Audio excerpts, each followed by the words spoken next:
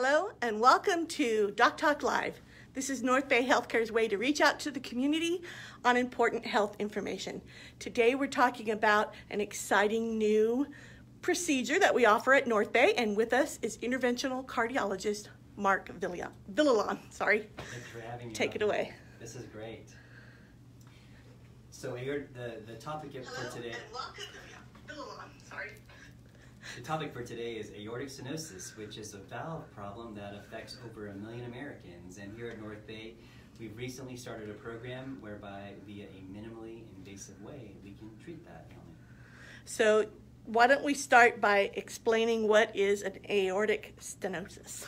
So, just before that, the heart, as you know, kind of sits right here in your chest there, and it's like a house. It has 4 rooms and has 4 doors, and the back door of the heart is called the aortic valve. And when it's not working well, specifically when it's not opening well, blood can't leave the heart, and that then leads to a series of problems where you become very fatigued, out of breath, and unfortunately, without treatment, it leads to death after so many months or years.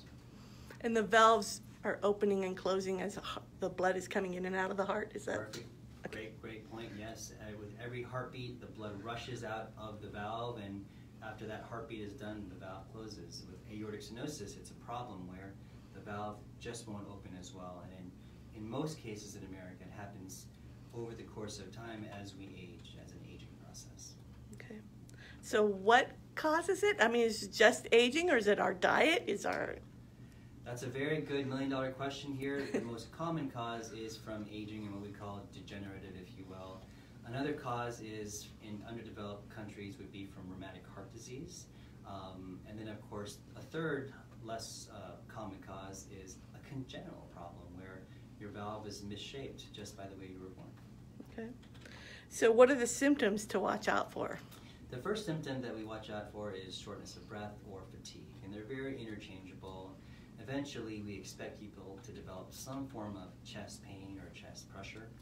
Sometimes people get lightheaded or pass out, and the worst complication, besides sudden cardiac death or just dying, is what's called congestive heart failure, which happens as a result of the blood not being able to pump blood effectively outside of the heart. How do you determine if a valve replacement is needed? We look at many parameters, but the first thing is just having a very thoughtful physician in front of you to listen to your heart sounds with a stethoscope and talk to you about symptoms. From there, what usually happens next is an echocardiogram, which is a very simple ultrasound of the heart. And based upon the severity that we look at, based upon parameters from that echo, we determine if the degree of badness is mild, if it's moderate or severe, requiring procedure to fix it. Currently, there are 2 ways to fix an aortic valve that is stenosed. There's surgical, which is what we call via sternotomy, or an incision down the chest. And now, more and more in the last 9 years here in America, we're now understanding that it's safer in some patients to do it without heart surgery, without a sternotomy, but rather via a minimally invasive procedure called TAVR. So explain to us what TAVR is and what does TAVR stand for? Sure, TAVR, called transcatheter aortic valve replacement, or TAVR as we call it, is a very simple procedure where we make these small 1/2 inch incisions into either side of an artery of the right and left leg, and that little incision is our window to the heart without having to crack open your chest. Myself, along with my colleague, Dr. Lasai, who cannot be here today, and Dr. Pribble, who's our heart surgeon that we work with, the 3 of us are in a room with a very dedicated anesthesia team, operating room team, as well as a cardiac cath lab team. And as a large force, we begin the procedure where we make an incision, and with that incision, it's a window to the heart where we implant a brand new valve. So you go in through that incision using catheters, I assume, since it's got the word catheter in the title. Yeah. Can you explain how that works? I can. If I can just have my cell phone, that'd be perfect. I can show you with a diagram that I use here. But the catheter itself is essentially a long plastic tube. That long tube is what we use as our window to the heart, specifically to that aortic valve. And it's that damaged valve that we want to actually fix here And so in general, if this is a good close-up shot here, this is I'm going to just... zoom in, so give me just a second here. Perfect. Okay, there we And go. this is what I commonly show people and my family and my friends and my children, actually. We talk about this, and this is the heart, and it swivels, so it's three-dimensional, if you will, here. If I were to cut open this heart here down the middle, I would show you the 4 chambers of the heart. And those are the 4 chambers, kind of like the 4 bedrooms of a house, if you will, without any bathrooms or kitchen here.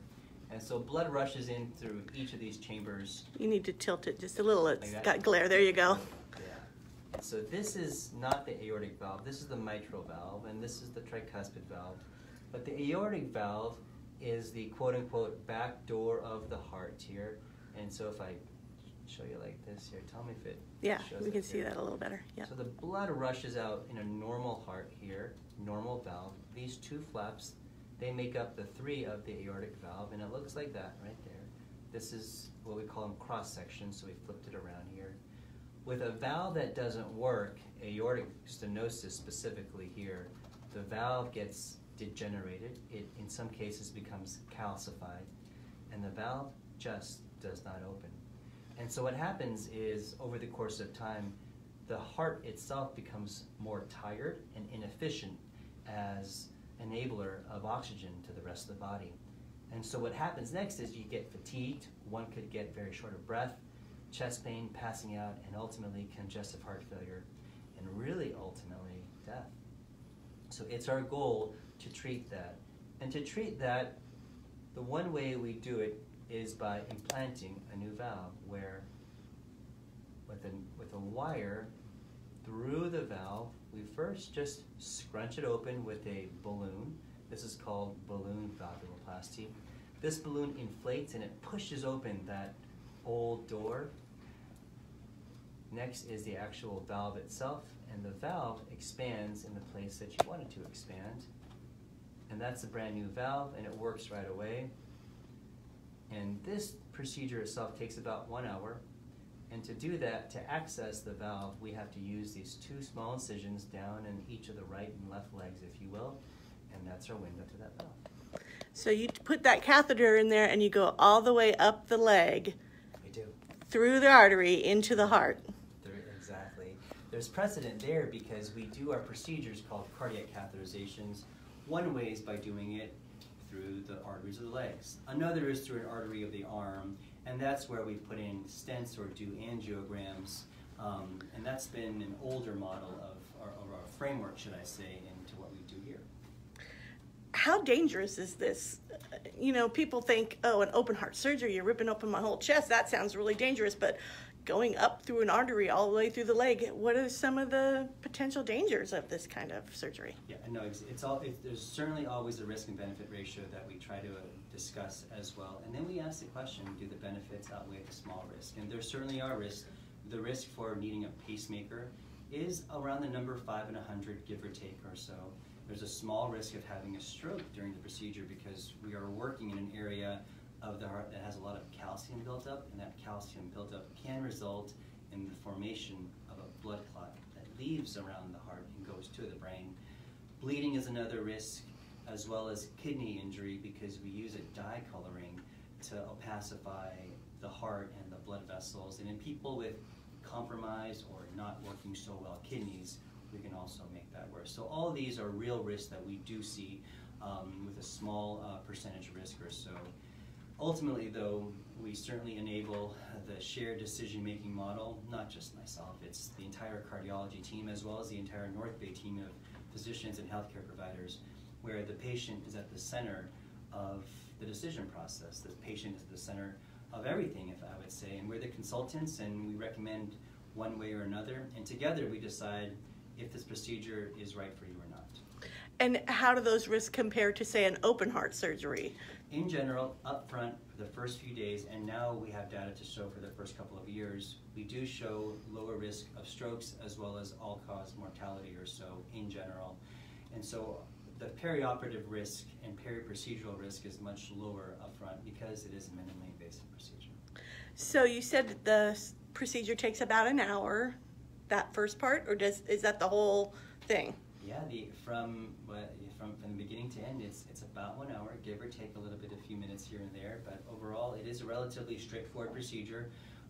Beforehand, you do need to sit down with a team of doctors, and that team includes an interventional cardiologist, and so myself and Dr. Savalasai are part of that team, as well as a heart surgeon, and that's Dr. Shea Pribble, along with his team with Ed Galera and Rebecca Parker especially regarding this procedure here. And they sit down and talk to you about the pros and cons of a surgical valve replacement or a transcatheter or minimally invasive valve replacement. And not everybody fits into one or the other. It's certainly a very patient-centric model, and I would say a very individualized approach that we take.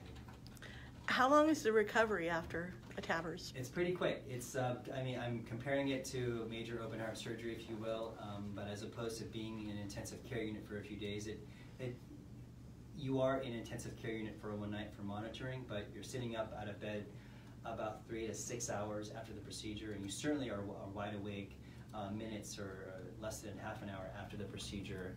We expect you to be walking around, being comfortable, and we monitor people for at least one night, if not 2 nights, for purposes of safety, and you go home. But you return to normal physical activity within a week or so. We expect that, and for some people, depending on your age and your previous ability to move or not move, we look at rehabilitation.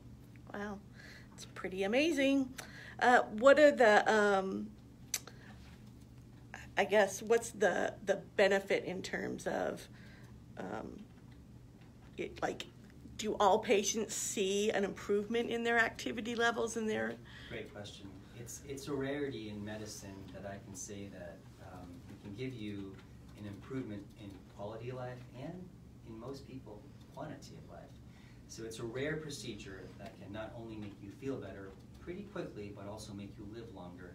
When you're faced with the reality of having what we call severe symptomatic aortic stenosis, it's like having a stage 4 cancer. And I'm very general and vague on purpose, but it's like having that, where we can predict with some accuracy, some reasonable accuracy, how much longer you have to live. Now, that's no surrogate for what really happens, but we can guess. And so when you're at that stage of having this heart disease problem, this procedure can certainly improve your quality of life pretty quickly within a few days or weeks, and certainly I can say increase your longevity. When you were showing the diagram, it showed the heart still beating while you were doing it. You don't have to stop the patient's heart while you do this? We don't exactly do it traditionally, no. We do, no, the heart is, for all intents and purposes, still beating. And it's working well. We do what's called rapid pacing, where we make the heart beat a little faster, double or triple than normal, for a few seconds while we deploy or while we implant the valve. And after those few seconds are over, we go back to the normally functioning beating heart. Amazing. Is this kind of procedure covered by most insurance, or is it so new that insurance doesn't know about it? It's covered. It's covered by all insurances, provided that you meet all the requirements, which we do. So what specifically goes into determining if this is the right thing for a particular patient? Is it all just age and how bad their heart is, or are there other things? So it turns out to be a few things. Step one is, do you have it or not? And if so, if you did have it, what is the severity of it? So sometimes you could have aortic stenosis, but it's in the mild range, in which a cardiac specialist would follow you for that over the course of years. If it's in the moderate range, we follow you a bit more closely. And the minute you tip from moderate to severe, well, then we begin to define where the clock is ticking, where we try to find the most optimal time where it's safest for you to have the procedure. And that's where we begin this very complex discussion with the whole heart team. And that heart team is a large team of physicians and nurse practitioners, as well as coordinators and nurses as well. And so that whole heart team evaluates that person for the suitability of a valve replacement, be it surgical or transcatheter. How long does this valve last? Do you have to do a lot of replacements later, or? We are hoping for just under a decade or so. It's an average number, 8 to 10 years or so for all comers. There are certainly nuances to that number and specifics to that, but we try to make it last as long as possible. Is this valve that you put in, is it a mechanical kind of man creation, or is it like, I know they've done valve replacements in the past using pig heart parts, Yes, for lack of technological terms? Great question. So in this particular procedure, it's not. There are the two most common valves. One is made of bovine pericardium, or a cow, and then the second is porcine. And so the most commonly used valve is one from bovine, which is what we employ. And it is denuded of all things that make it bovine, if you will, in a laboratory, and propped up on a large piece of stent material, or a soft piece of metal that can be scrunched up and expanded and have enough what's called radial strength or force to withstand several years of the heart pumping blood through it. Great. Is there anything else we should know about TAVRs? TAVR in Solano County happened just a few months ago, and we have a large team, and I work as partners with Dr. Saba Lasai and Dr. Shea Pribble, and the three of us have led the charge in terms of recruiting this program here. It's a massive undertaking, and I'm going to miss a lot of people that are a part of it, but we have what's called the cardiac cath lab team. And this team of nurses and specialists are at the core of this, as well as the operating, or the OR team, the operating room team. And thankfully, we are supported by a very progressive and supportive administration here at NorthBay, who have the patients of Solano County in mind. At the end of the day, that is their main focus, is helping those close to home with advanced technologies, and that's what we bring here with TAVR. But in terms of TAVR in Solano County, we have several hundred patients we estimate will need this procedure every year, and we're just doing our best to help people out. Is this a procedure that can be done all over California? Is it unique to Solano County? So we are the first hospital in Solano County to do that, but it cannot be done in any average hospital. There are certain requirements that have to be made, as well as certain specialty technical experience that has to be had in that hospital setting. What is the recovery time after this procedure? It's pretty quick. It's usually for the first 5 days after the procedure, we tell people not to lift more than 5 pounds for 5 days, and we tell them to take it easy. But after that, we tell them to walk more and still take it easy, but certainly don't let it limit you. We expect you to be walking around the house, and ideally the backyard, in a week or 2. Okay. And does this valve that you put in, does it work just as well as like a real human valve you were born with? No, it doesn't have the longevity. It doesn't. It's as close to as possible as it can be, but no, it certainly does not have the same longevity as a normal valve. But that said, in that person, that human valve did not work out for them after so many decades. That's true. So how does somebody make an appointment with you if they think they might be a candidate for this? Oh, well, so, at 707-646-4400, that's the phone number to the NorthBay Heart and Vascular Service Center. And I'm one of many physicians that work within the department here that specialize in heart and valve disease. But that's the phone number there. Patty's asking a question, and thank you, Patty. How common is this procedure now? How long has this been done? Great question, Patty. Thank you for being a part of us here at NorthBay on Facebook Live. The FDA approved this procedure in November of 2011. It has been done for close to about 20 years, and it began in Europe. Okay. So how many, you don't know how many are done annually in the United States, or? Oh gosh, probably don't have. Yeah, so it's I'll have to double check on that. It's in safe the to say, hundreds of thousands, I was going to for say, sure. Yeah. It is in the hundreds of thousands, because over 1 million people have severe symptomatic aortic stenosis every year that get treated. Okay, great. Well, I think we're almost at the end here. Unless somebody wants to type in a question really quickly, I think we're going to wrap up this chat. This will live on as a post on our Facebook page, so you can watch it afterwards. And thank you, Dr. Villalon, for being here. Thank you.